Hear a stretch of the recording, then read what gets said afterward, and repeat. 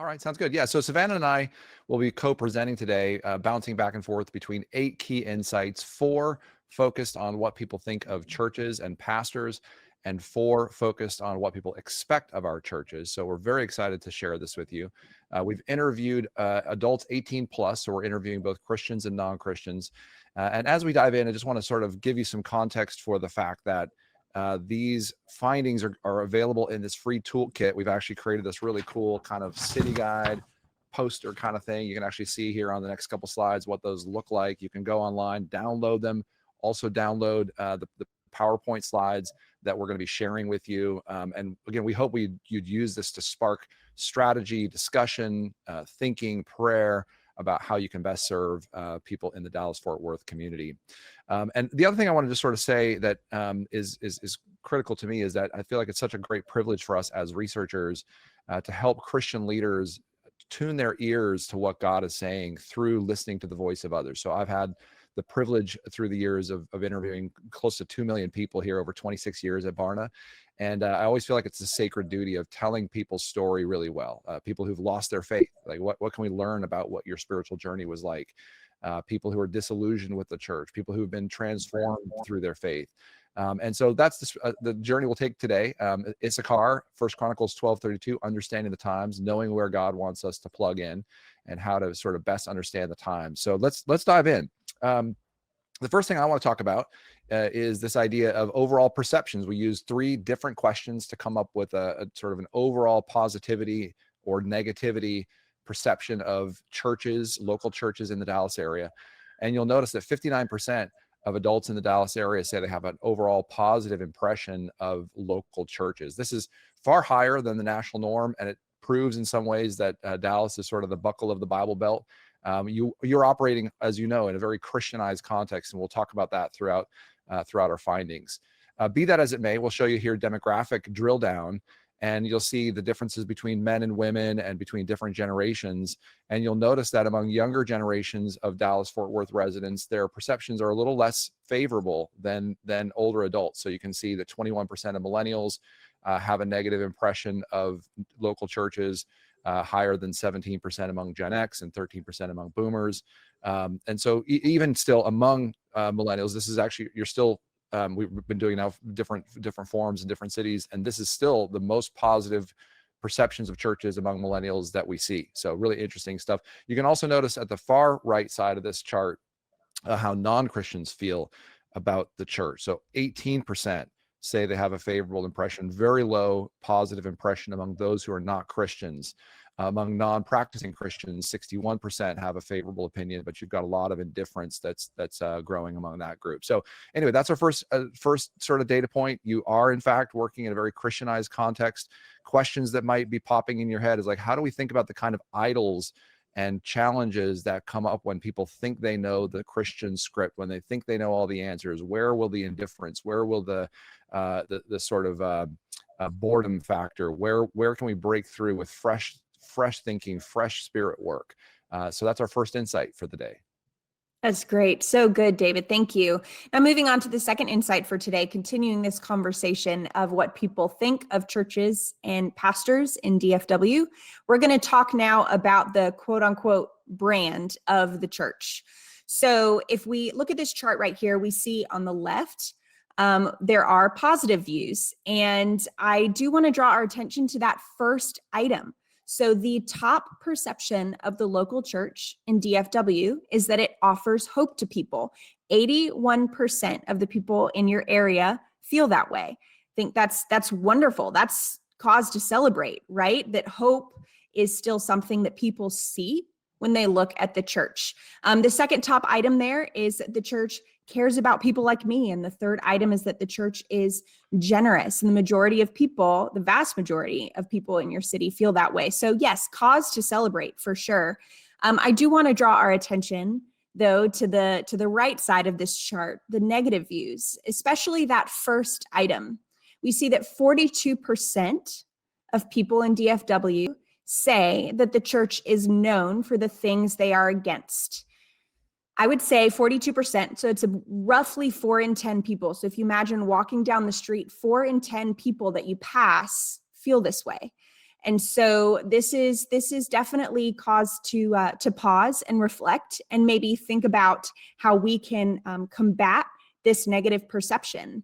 Also judgmental, 34% feel that way. Irrelevant to me, 28%.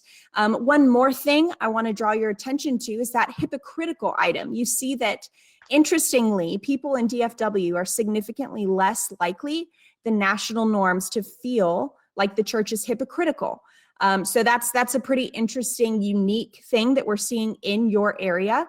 So perhaps it's time to start paying more attention to other negative perceptions rather than that hypocritical item. So just something for us to consider as we lead our people.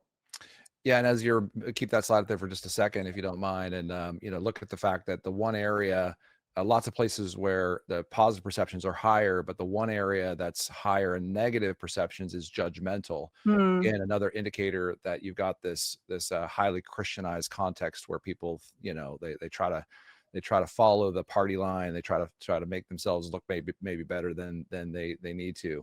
Okay, so let's look at other negative perceptions here, particularly among young people. And this second finding I'm presenting is really related to sort of generational perceptions of churches and pastors. I worked on a book years ago called Unchristian: Negative Perceptions of Young Non-Christians. And we're actually showing you just all millennials, all Gen Xers, all boomers. If we were to sort of double click and look at non-Christian millennials, the negative perceptions would be even higher. But you'll look at sort of irrelevant to me, known for the things they're against. That was a very high perception, and again, higher among young people.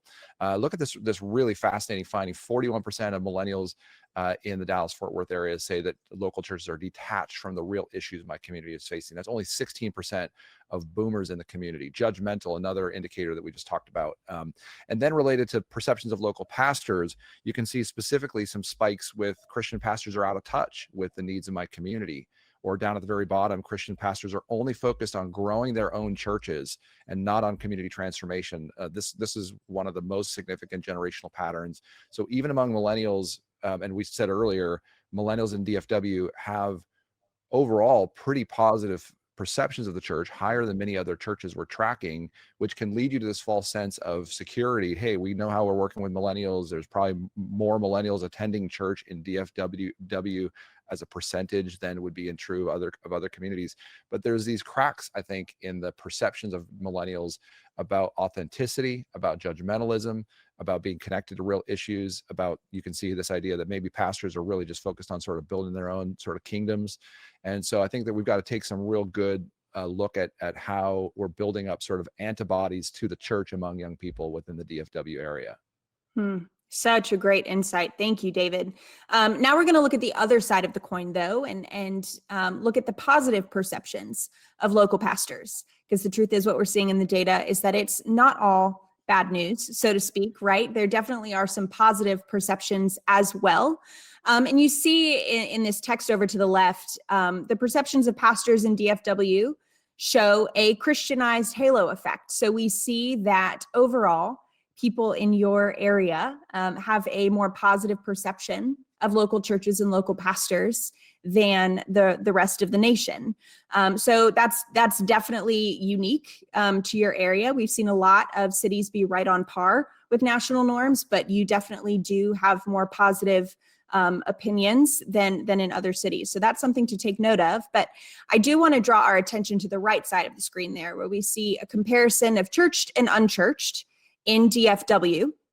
And we do see a gap there between the churched perceptions and the unchurched perceptions. And that's to be expected, right? We would hope that people who are churchgoers are more inclined to have positive perceptions of the local church, right? So that's to be expected. But I do want to draw our attention to those dark red triangles, the unchurched triangles.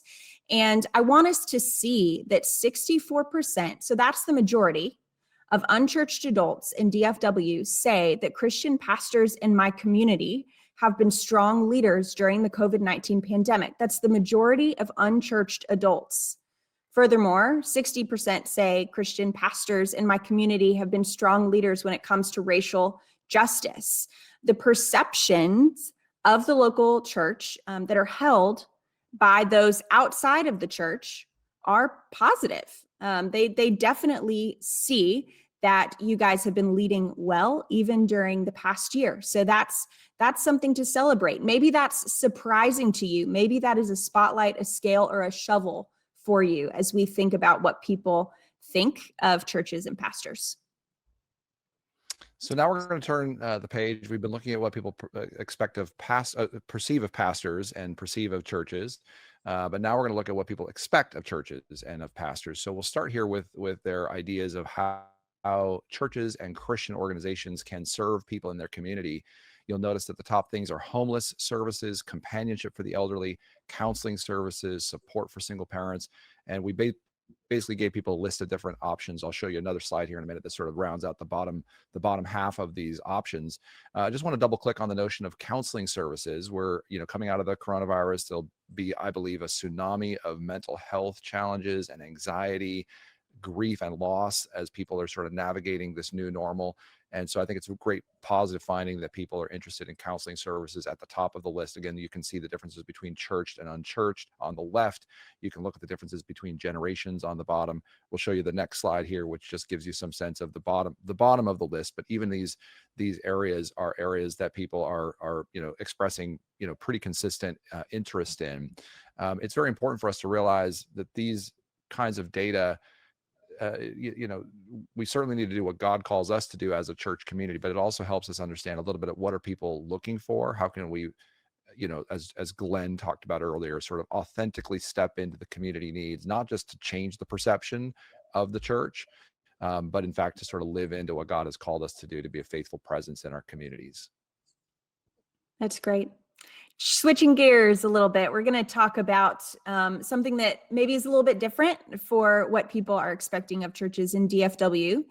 If you hang around a little bit longer for the future forums, or if you take this journey with us in DFW, you're going to hear us say this phrase a lot: human flourishing. So over the past 2 years, Barna and Glue together have been researching these 5 dimensions of human flourishing, and we're very excited to pull that research into our state of DFW work, right? So those 5 dimensions are spiritual health, financial well-being, mental and emotional well-being, vocation, and relationships. So the reason why in our research, we decided that the findings were so worthwhile that we wanted to pull them forward and continue talking about them in your city is because we see a lot of openness and a lot of interest among churched and unchurched adults alike, and all generations too, for that matter, in regards to like whole life discipleship. So if we look at the left side of the chart here, we see that even among those unchurched adults, there is a fair amount of interest in these dimensions. So the question, the way that it was asked is, how interested would you be if Christian churches in your community offered preaching and programs to help you achieve X, Y, and Z? And we see that 60% say spiritual growth. That's pretty interesting, but even more so, relational well-being at 60%. I would say that's something unique to DFW that performed so highly in your city amongst unchurched and churched adults. Also, mental and emotional well-being, 58% of unchurched adults and 83% of churched adults say they're interested in seeing their churches engage in this conversation. And then also, if we look at the right side of the screen, we do see that those younger generations are especially interested. So maybe this human flourishing conversation can be our response to those negative trends that we saw on the previous slides in DFW of the younger generations not being quite as trusting of the local church or having negative perceptions of the local church. What does it look like to combat that with whole life discipleship through thinking about and caring about human flourishing overall? We're very excited to continue this conversation over the course of these forums for sure. And as we look at opportunities for, how we're going to reach younger generations, you just stare at that data. And I mean, I just jump out of my skin thinking about the fact that the opportunities with millennials and Gen Z are just huge because they're looking for the gospel to show up in all of life. And one thing we've been seeing in our research for several years now is that younger generations don't want to just know that Christianity is true. They also want to know that it's good. And I think this is a demonstration of the idea that that millennials are interested in preaching and programs on this variety of different topics. Look at boomers. Again, this is all faith groups, but boomers just are not as interested. They don't think that churches have as much to offer in those areas. So this is a real area of, I think, potential for us as leaders. The next finding we want to talk about is their expectations related to preaching. I'll just cover this quickly, that we basically gave people a list. Obviously, there's lots more topics in the world that you could cover, but we want to understand a little bit of the kinds of things that people are interested in. You'll notice that morality and values was quite high. This was interesting because this showed up much higher in DFW than other markets, other areas, much higher than even who Jesus is or what God is like. And I think that's a real interesting sort of indicator of some of the idolatry perhaps within the DFW area, that Christianity is about morality and values, and be a Christian in today's society. Not bad topics in and of themselves, but how do we think about what it means for us to really rightly focus on Jesus and on his work in our hearts and minds. Also, just as a quick note, we can look at the fact that younger adults in Dallas are more interested in morality and values, more interested in spiritual disciplines, more interested in justice issues, and more interested in social and political issues. So really interesting sort of readout that we see here in terms of the interests that young people have in terms of topics. Again, there's a difference between what people want and what people need. Our preaching shouldn't just give people what they want, but this gives us at least some sense of sort of directionally what are topics that are of interest, and how do we think about a holistic preaching of gospel across these variety of topics. That's great, David. And I think to add on to that too, you've noticed in today's presentation that we are focusing a lot on millennials, right? That we're elevating that younger generation. And of course, we want to be clear, we need to serve the whole church, right? Every generation. But as we know that many of us are thinking about how do we engage the next generation, that's why we're drawing your attention to those things on these slides, is because maybe here are some hints or clues that you could use to help you reach that younger generation. Great. So our final data point for you today is on sermon length. So maybe this is something really practical for you that you can just write down on a sticky note or set aside, something that you can really make use of. The ideal sermon length for churchgoers in DFW is 37 minutes. For online services, it's 33 minutes. That is a little bit above national norms. So that may be surprising to you. Interestingly, when we cut this data by generation, you may also be surprised to see that younger generations actually are more likely to want to have longer sermons. So on the next slide, you'll see that that's the case, that younger generations really are open to longer sermons. You may have expected that to be opposite, right? That older generations wanted longer sermons, but that is not the case in DFW. So something for us to think through as we prepare our sermons.